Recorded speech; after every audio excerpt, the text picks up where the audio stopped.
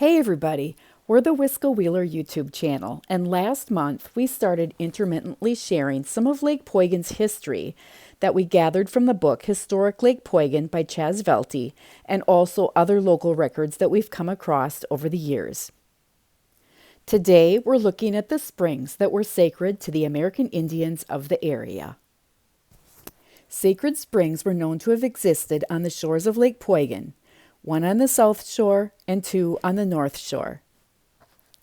The Indians had some interesting beliefs and superstitions about springs. Some were believed to be the homes of spirit bears. They are easily angered, and sacrifices of tools, food, clothing, dogs, and other possessions were formally made to them. Tobacco was also cast on the surface of the water to retain the goodwill or obtain the blessing of these deities. The boiling or bubbling of a spring was considered to offer certain evidence of its being spirit inhabited. Stories tell an Indian once poked a long pole down into one of the springs, and directly a flame of fire shot up, nearly scorching the frightened offender. Bears were the recipients of special reverence among the Menominee and not killed without a ceremony and apology. Bones of bears are scrupulously collected that they may not become food for dogs and are deposited in running water. The skull is hung in a tree in a clean place in the woods. Several of the sacred springs on the shores of Lake Poygan have yielded large numbers of bone and other tools, animal bones, etc.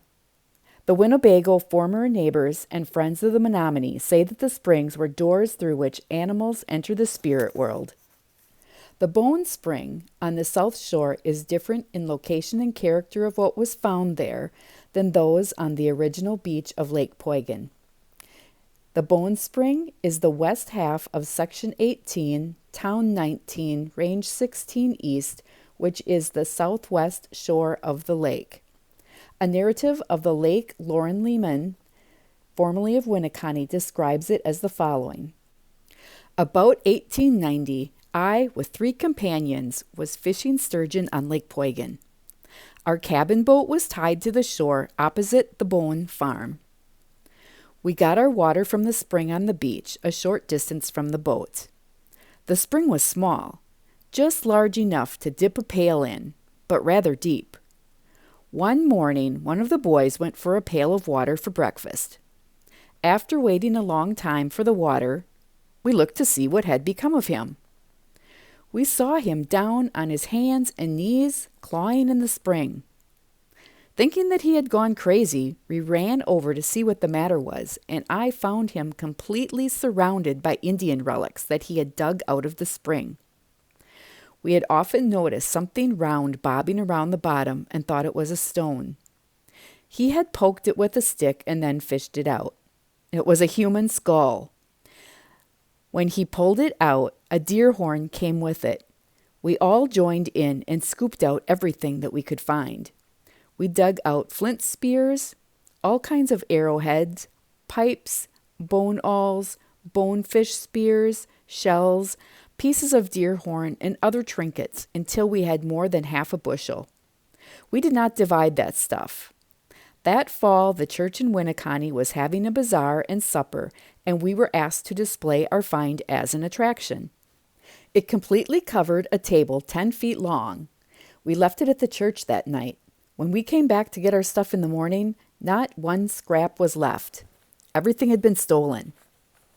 Now, this kind of gets me curious to know if anyone ever had an ancestor, die in the area and come across what was stolen, or, I don't know, whatever happened to it. For all we know, it still might be local, and the owners don't even know the story behind it.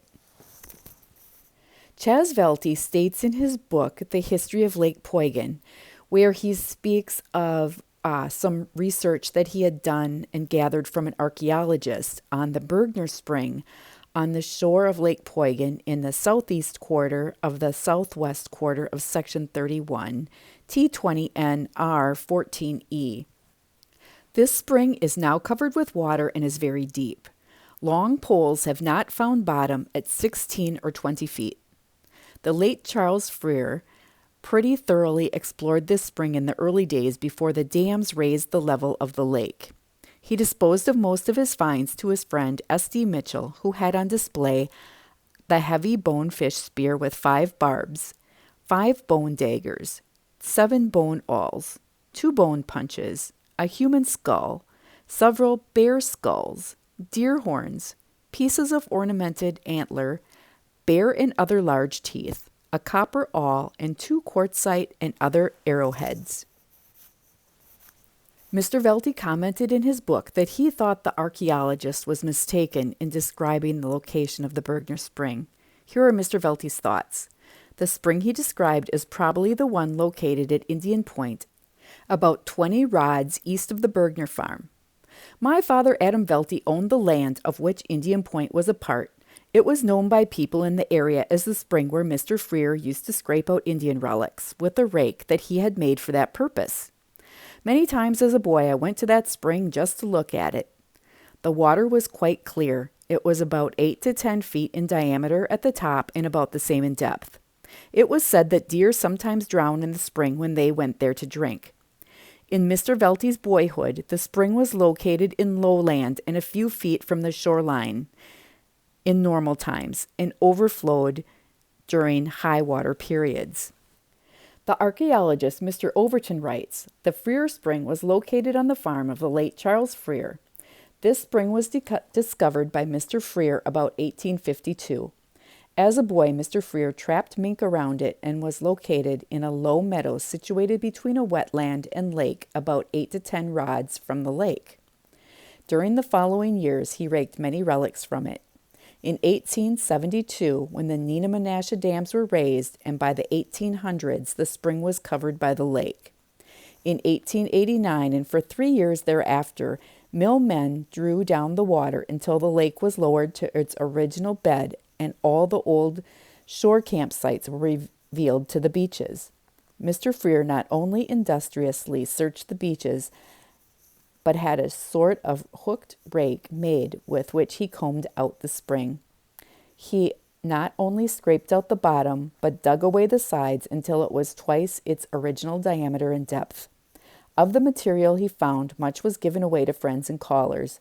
What was left is now in the S.D. Mitchell collection and is cataloged as Spring Number 1.